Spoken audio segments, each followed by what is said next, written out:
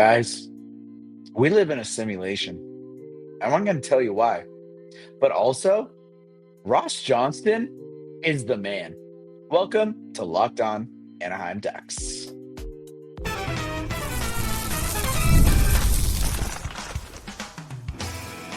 You're Locked On Ducks, your daily podcast on the Anaheim Ducks, part of the Locked On Podcast Network. Your team every day. Hello, everydayer. I'm Kyle Carr. Welcome to Locked On Anaheim Ducks, part of the Locked On Podcast Network, now the number one sports podcast network. Today's episode is brought to you by Game Time. Download the Game Time app, create an account, and use code Locked On NHL for $20 off your first purchase. If you're a first or new time listener, I'm a long-time Anaheim Ducks fan. I've spent multiple years covering collegiate sports, including college hockey. But here on Locked On Anaheim Ducks, all we're talking about is the Anaheim Ducks and some other stuff that may be related, which we'll get into later today. Uh, my back is absolutely killing me. If this is your first time tuning in, this is not my normal situation. This is not my normal background. This is not how things normally sound on here. All of the regulars are like, what is going on here? So currently, I am in San Jose. My son is a 14U AA hockey player, and he plays for SCAHA, which stands for the Southern California Amateur Hockey Association. And with AA, they do these things called CAHA weekends, which is the California Amateur Hockey Association. And AA is tier two hockey. So they qualified. And so his team is up here playing against a bunch of Northern California teams, whereas we normally play Southern California teams. And it's just kind of a showcase. They play 4 games this weekend. It helps them with their ratings, their standings. It goes into a whole thing. It's like a whole process. But I'm up here. His team name is the Aliso Viejo Avalanche, so don't be freaking out that I'm wearing Avalanche gear. That's just what his team is, because Aliso Viejo, AV, Avalanche, it takes a village, all these things. But yeah, this is their first year having a AA team. Their third year having a program. They started a couple years ago. My son played against them, and then we really liked what was going on, and so he played for their first 14A team last year, and then their first 14 AA team this year. And so that's why I'm here in San Jose. This is not my normal get up. I am at a hotel. But anyways, there's a lot of stuff going on right now.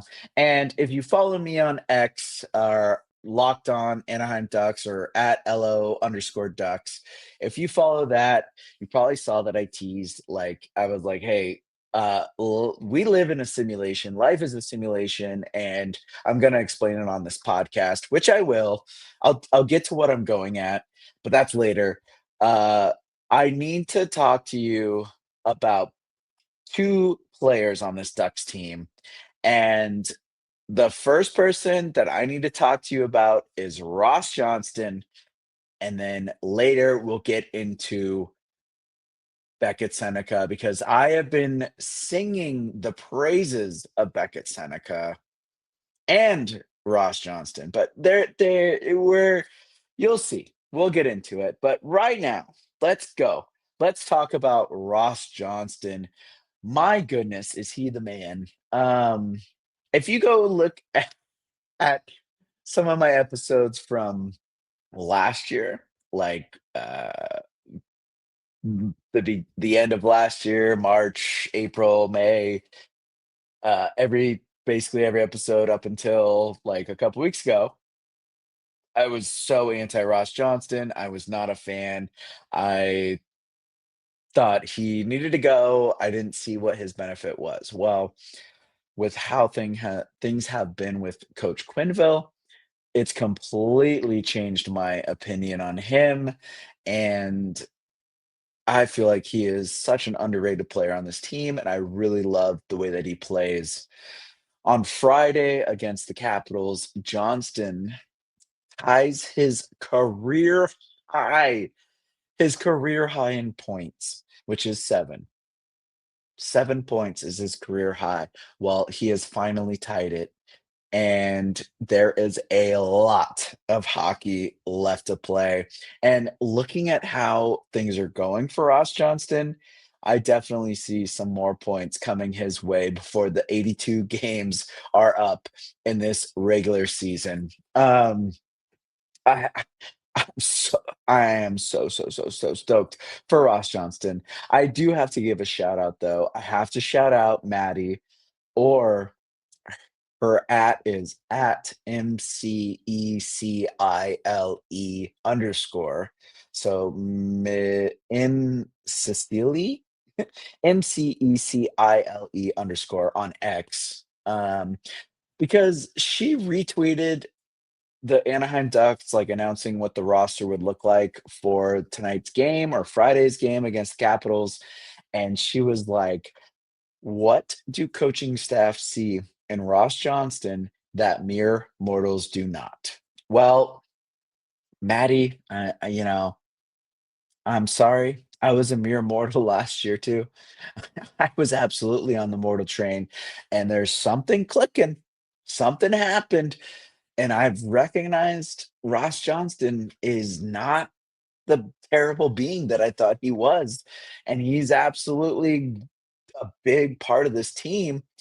And I have to give Maddie credit because after I saw the tweet, granted, the tweet, when I did see it, was after he had scored his goal, and so I was like, "Well, apparently goal scoring for what we know."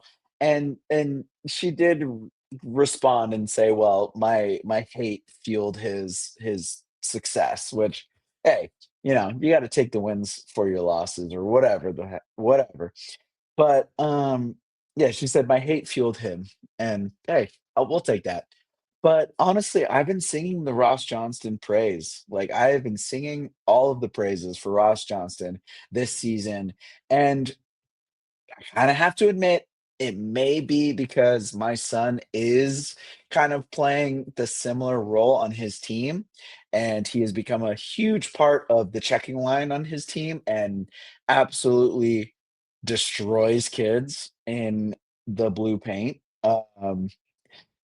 He's he's a huge kid. He's big. He makes me proud. I'm a proud dad when it comes to my child. Oh, this kid, I swear, uh, his ability to just destroy these kids is absurd. It's pretty wild. Um, but look, I'll have to post a video because all day I've just been gloating. My son Camden, he landed the most insane hit, like the biggest hit I've seen in a long time. Completely sent a kid. I'll post it on my social media of what happened, but it was really cool. But now I look at like him playing his role and like really realizing and understanding how important that fourth line is and how important the checking roles are of the bottom six. And like it's not saying that they're a bad player, like, you have to still have hockey IQ, you still have to have the speed, you still have to have the physicality, there's things that you still have to have. You might just not have that little extra finesse or whatever, and that's fine, but as long as you're playing your role and you understand it and you recognize it and you're being a positive person out there and you're supporting your teams, and then who cares? That's fine, especially when you're about to break a record, like, that's so cool, like, the guys are behind him and they're building, like, they recognize, like, hockey players are crazy with what they recognize with, like, that stuff, and, like, they act like they don't, but, like, they know that he's about to break a record of his career. Or like if, Goche was in this boat, people would help him. Or like we saw with Sennecke when he's about to break a record with Paul Korea's scoring streak. The team was trying to do everything they could to help him. Well, guys are going to be speeding Ross Johnson. They're going to make sure that this guy gets another point so he can break his career record of 7 points and get that eighth point. It's going to happen. And I can just see the way he supports, like, honestly, it just seems like this year he's been a lot more active on the forecheck, and Last year, he just kind of was there, but he didn't really seem to like fit the role. Like he wasn't trying to engage guys as much. Like he was just kind of there. But that was the whole team, I think. Like not a lot was happening within the Anaheim Ducks that year. And so now Ross Johnston comes in. He's feeling a lot more energized and he's really getting into it. And I mean, even that game against Utah where the Ducks are getting smoked and there was a bad goal that came in, and then all of a sudden the McTavish goal gets called off sides, and so that gets erased off the board. The next shift, Ross Johnston's out there, and he crushes some kids, and he sends like 3 massive hits. He puts a dude into the boards. He's clearing a guy out in the middle of the ice. Like, he literally went out there to set the example, and that's what the Ducks need, and that's why I love what's happening with Ross Johnston, and I cannot wait for him to beat his career high in points because he absolutely deserves it. And like I said, his reaction in Utah absolutely sold me. And I really am liking what this guy brings to the team. There's another player, though, that's been stepping up, and that is Beckett Sennnecke. And we'll get into that right after this.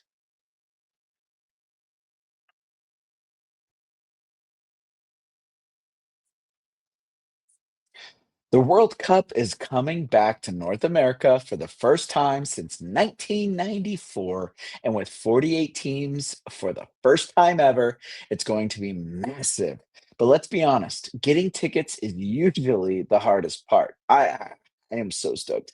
That's why the Game Time app is clutch, finally giving us fans a real advantage when it comes to snagging seats. With Game Time, you can track price drops in real time, get alerts when great seats open, and buy tickets the moment they hit the app. It puts the power back in your hands and makes going to the World Cup realistic instead of impossible. I cannot wait for the USA men's team to take on Paraguay, that opening game. I love the World Cup, and I'm so stoked for the USA to be in it. And it's in LA. This is going to be awesome. You can pull up Game Time. The layout makes it so simple to scroll through matchups and compare seat views. And obviously, USA is not the only team here. There's so many games coming up to the area of Los Angeles. So take the guesswork out of buying World Cup tickets and every match, concert, or event with Game Time. Download the Game Time app, create an account, and use code LOCKEDONNHL for $20 off your first purchase. Terms apply. Again, download the app, make an account, and use code LOCKEDONNHL for $20 off. Swipe, tap, ticket, go, Game Time.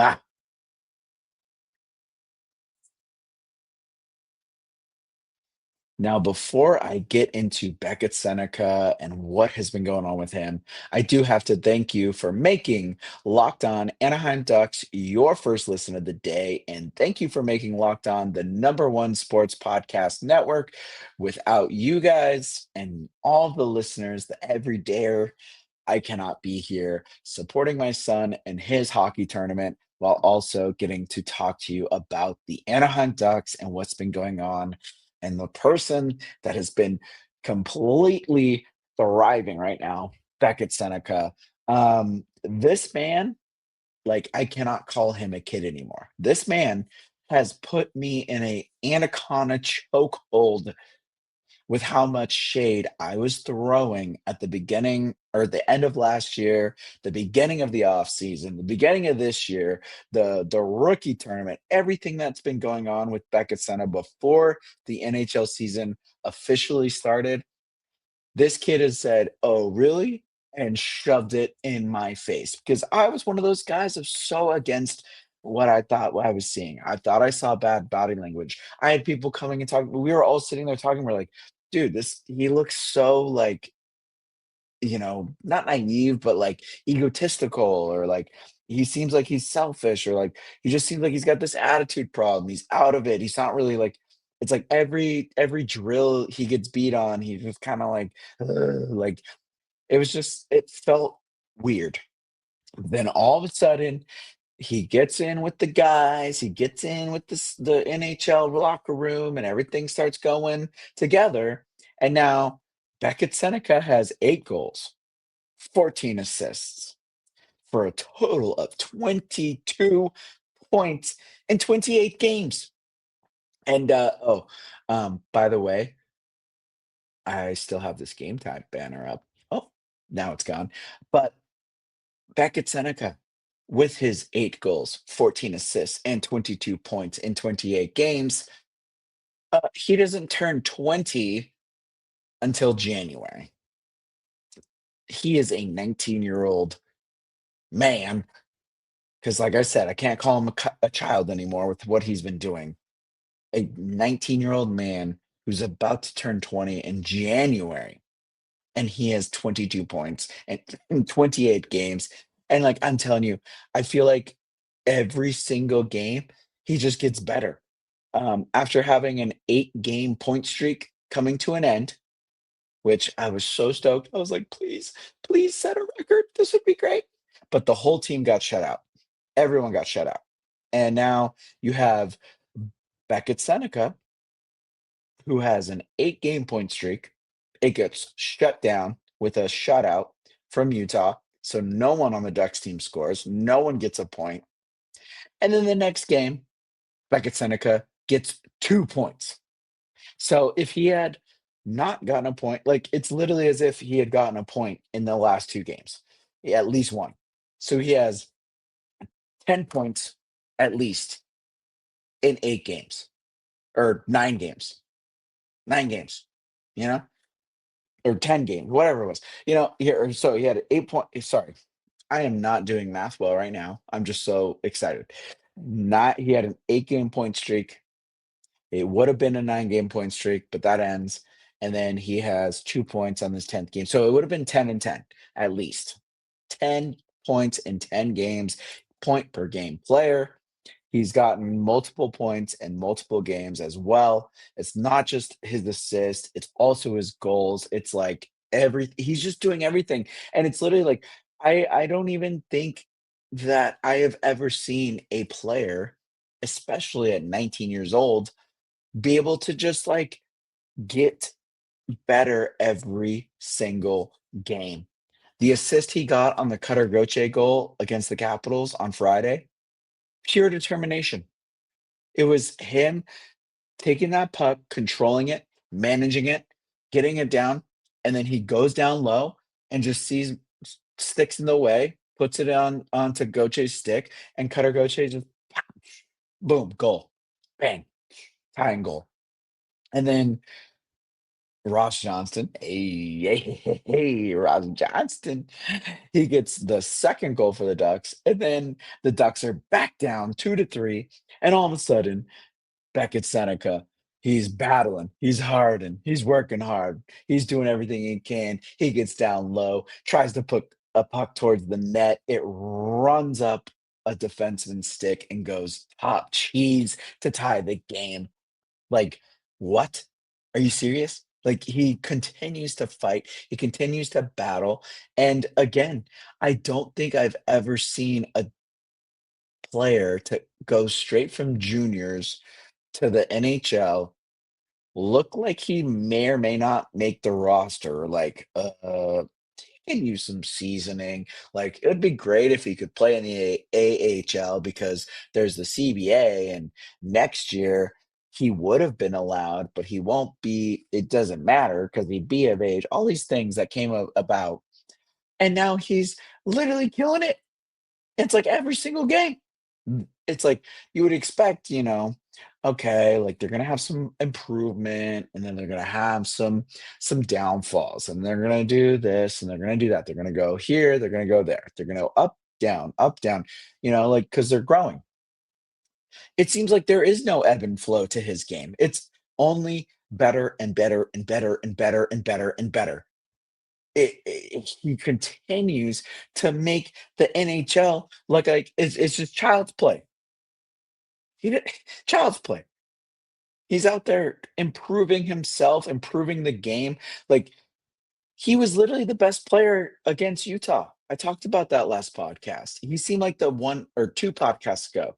He was the guy out there really trying to drive and drag this team into the fight.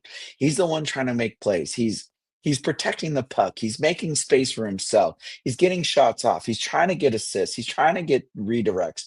And then tonight, on Friday against Capitals, he does that. He finally capitalizes on it, and it just continues to go. Beckett Sennnecke, 19 years old. That's all I keep looking at my notes, and all I see is he is 19 in all caps with 15 exclamation marks because he is 19, and yet he has more maturity, more ability to like harness mistakes and turn it into gold and turn it into productivity than most 20, 30, 40-year olds have. And he doesn't even turn 20 until January. Like, this is insane. He is so smart. He's so fun.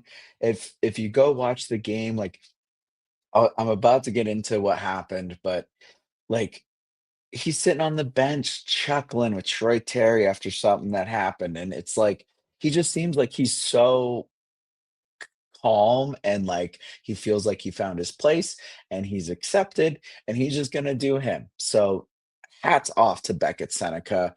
The Ducks and the Ducks faithful are absolutely blessed to have this kid, sorry, this adult on the team. And again, I mentioned before, I gotta talk about the fact that we live in a simulation, and I gotta recap what happened against the Capitals on Friday, and it all goes around Beckett Seneca. It's all coming together, but we're literally going to tell you, or I'm gonna tell you why life is a simulation coming up next.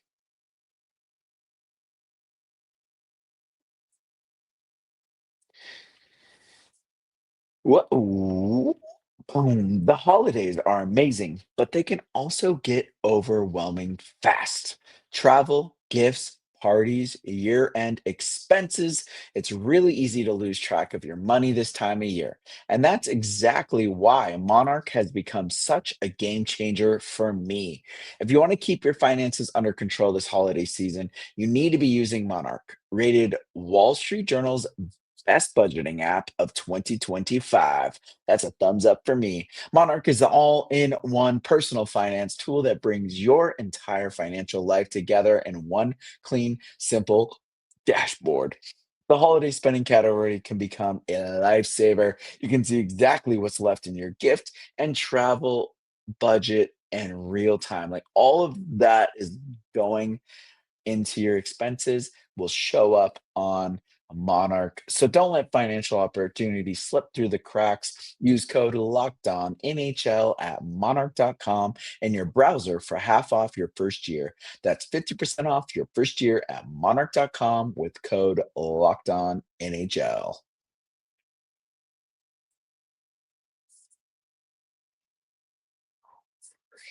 So the Ducks give up the first goal. In their game, which are you surprised? The Ducks giving up the first goal in a game? That's crazy. When has that ever happened? Only over like 70 to 80% of the games. But anyways, Ducks give up the first goal. Cutter Gauthier finally comes back after I talked about with the Beckett Seneca assist. Cutter Gauthier ties the game late. Beautiful. Well, not late, but it was late in the period.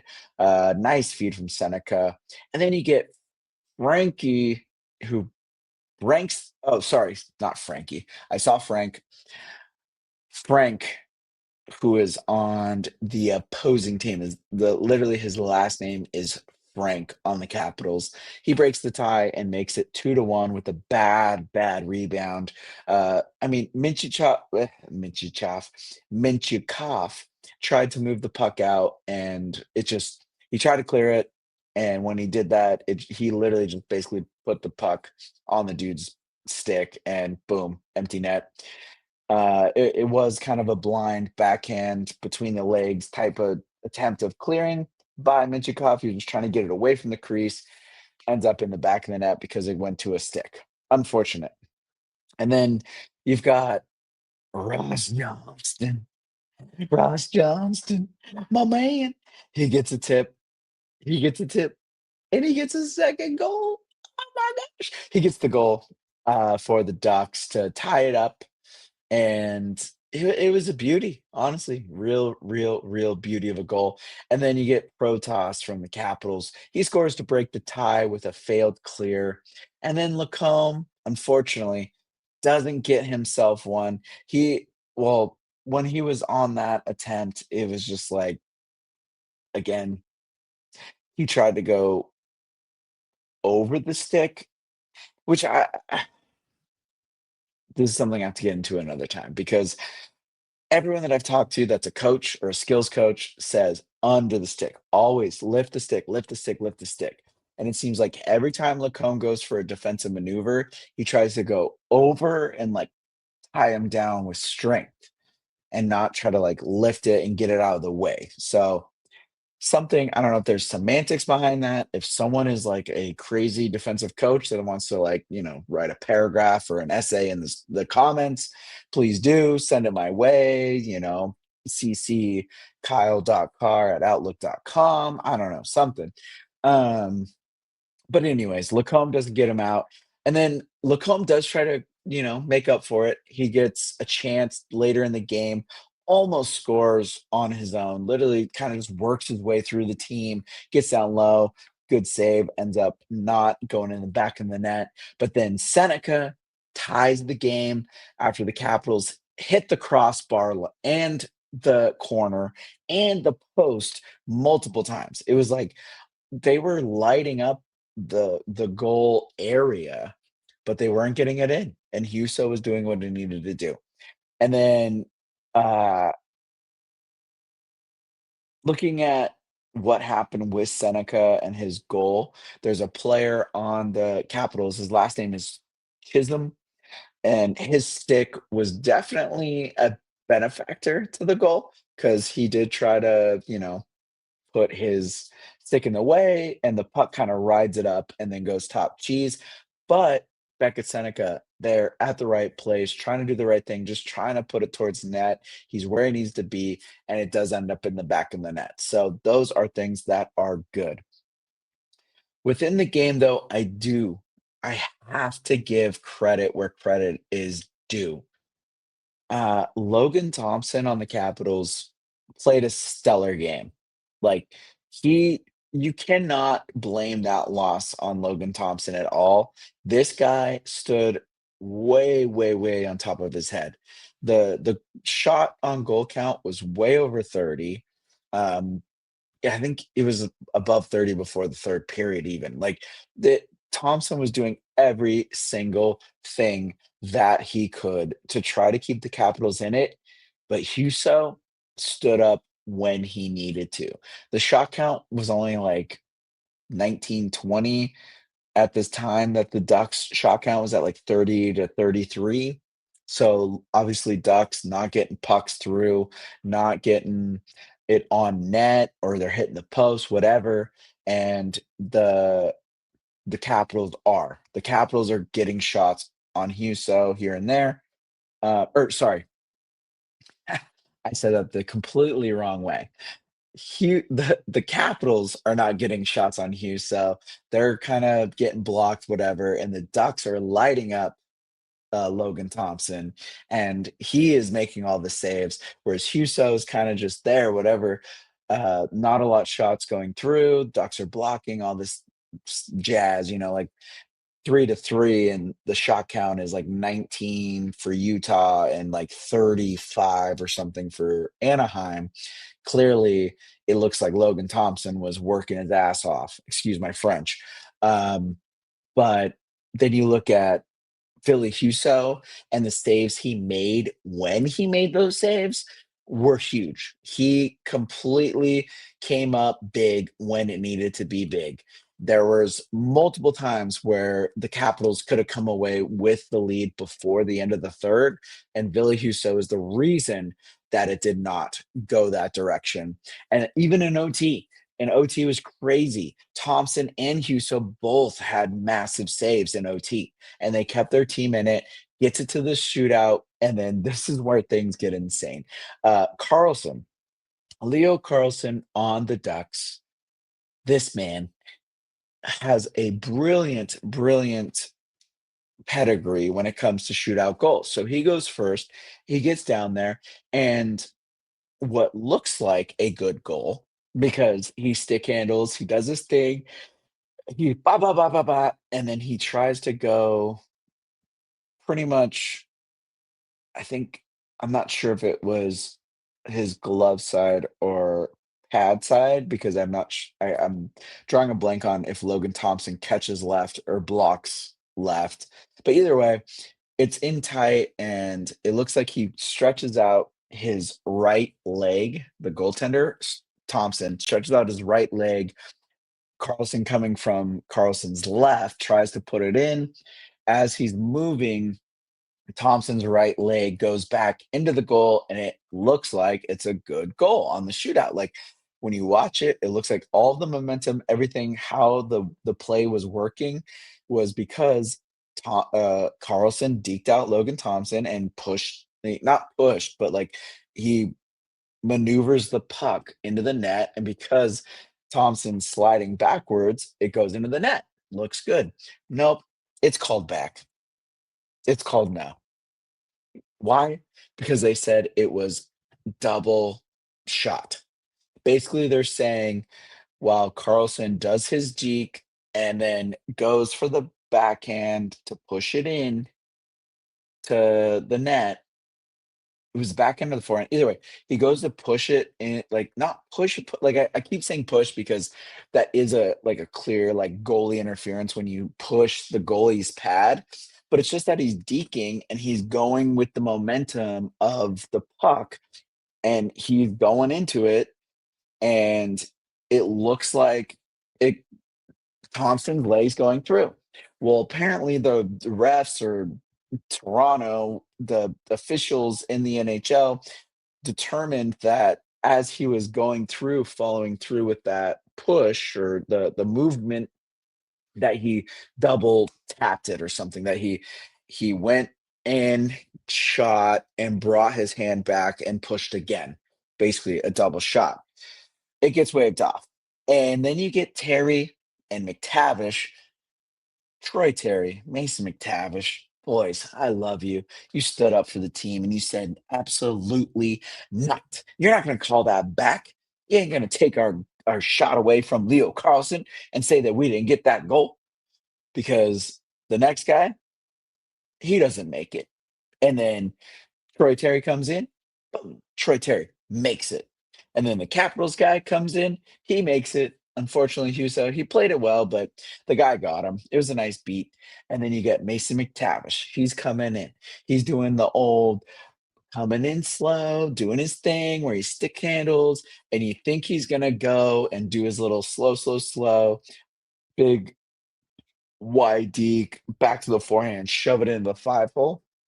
Well, you can tell Logan Thompson's like, "Hey, I've been watching your tape." So Logan Thompson's down deep. He's waiting. He's waiting for that 5 hole little push from McTavish. McTavish shoots it wide, snipes it right in the back of the net, catches them completely off guard. No clue that it was coming.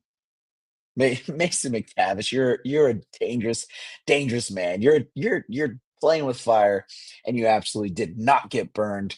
It was fun. It was a great win for the Ducks. But the reason I know it's late and it's I'm 40 over my time, and I told you that I would explain why that life is a simulation. Well, guess what? All of this is happening.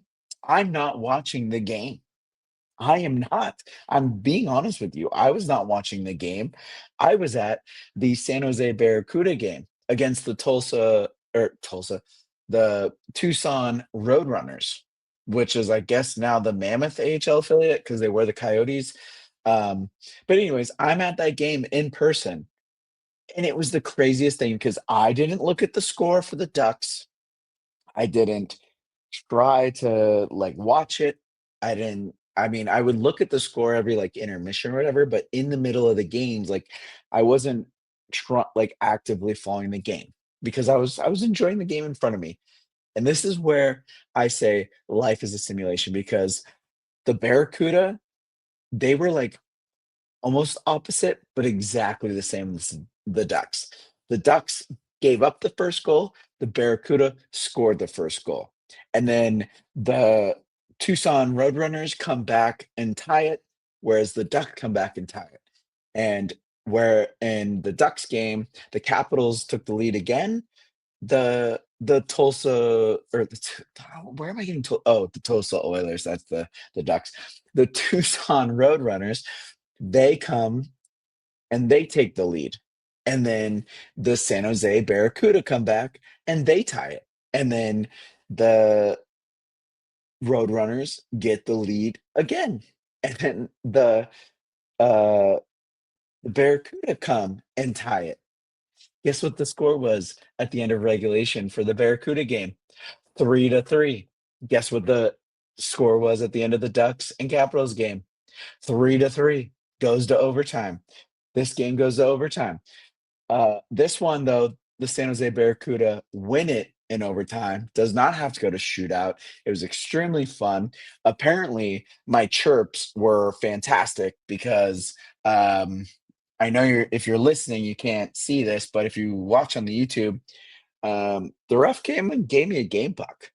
Like after the game, I'm sitting there and I'm just cheering. I'm like checking on the Ducks score, which at this point I realized that the Ducks game is now a going to a shootout. And so the ref comes up to me and he taps on the glass and points at me and he like shows me the puck. I was like, "Oh, thanks." But I'm behind the netting where you can't just like throw it up. So he like tells me to come over to the edge where I can. And I'm like, I felt so bad because I'm like going through it. I'm kind of like squeezing my way past people. And of course, where the net ends, there's a bunch of kids and they see him coming over with the puck, and all the kids are like, "Ah!" And he's, like, pointing at me, and I'm like I'm so locked in, I'm like, "Oh, okay, he's giving me the puck," and then he literally, like, looks at me and shoves it over, and it goes directly into my hand, and I was like, "Thanks, bud," and then, like, the kids are like, "Ah," but, like, they were super cool, they're like, "Oh, thanks." I was like, "Yeah, I don't know." He came over and said, "Here, like, have the puck." So then there was, like, a puck toss thing that was going on after the game. So I gave the kids my pucks that I bought for the puck toss, and I was like, "Hey, keep them, throw them. If you win, you win. Whatever. Like, have fun with it." So it was kind of a trade for trade. Well, and then after that, I had to go watch the Ducks win the shootout. But either way, the home team takes the game being down and ends up tying it and takes it to overtime. The home team in San Jose, the Barracuda that I'm literally like watching the game, ends up winning in overtime. And then I have to go, and it gives me perfect time to go watch the shootout and then watch the Ducks win in the shootout. And it was like every time I checked the score for the Ducks game, it was the exact same as the Barracuda game. Like it was the weirdest thing that I was not actively watching or at the Ducks game, which I could have been if I wasn't here at this tournament. But I watched live hockey and it ended up being almost exactly the same game. Like completely crazy, completely weird. Like it just completely threw me off. And then when I had to come home, someone told me the wrong bus stop, and I had to walk across the entire downtown of San Jose. Which apparently San Jose doesn't have like random like Starbucks or McDonald's or normal like generic things on the way. They just have like clubs and bars and local restaurants and chain like their own little thing, and you can't use any of the restrooms, you can't do any of it, whatever, because of all the homeless and drugs. But whatever, that's the other thing. So I had to sprint across downtown San Jose, having to use the restroom while also my phone was dead and I couldn't use my room key. So it was a day. Time was a day. It was an adventure. It was fun. But I'm so glad that the Ducks came away with the win and that the game that I went to came with a win. Granted, yeah, it's the affiliate of the San Jose Sharks, but I cannot recommend more than going to a game of two teams that you just don't care about. Like you just want to watch good hockey. Go go find a game like that. Like go find an AHL or ECHL or even NHL. Just go find a game that's like two teams you really could not care what happens. It's so fun. Like you just want to watch good hockey. You're gonna have a good time. So that's what I recommend. But anyways, Um, Life's a simulation. Don't, don't forget it. Don't leave it behind. But thank you for making Locked On Anaheim Ducks your first listen today. For your second listen, check out the all new Locked On NHL game night, every game, every night until a Stanley Cup champion is crowned. Get local analysis on a national scale. Find NHL game night on Locked On NHL on YouTube or wherever you listen to podcasts. Go like and subscribe to the Locked On Anaheim Ducks YouTube. If you're just listening, if you're just or if you're watching, go like and subscribe to the audio platforms. Help a brother out. Go like and subscribe to all the socials, X, TikTok, Instagram, Blue Sky. Have a chat with me. Send me a message. And as always, I'm Kyle Carr. Be good out there.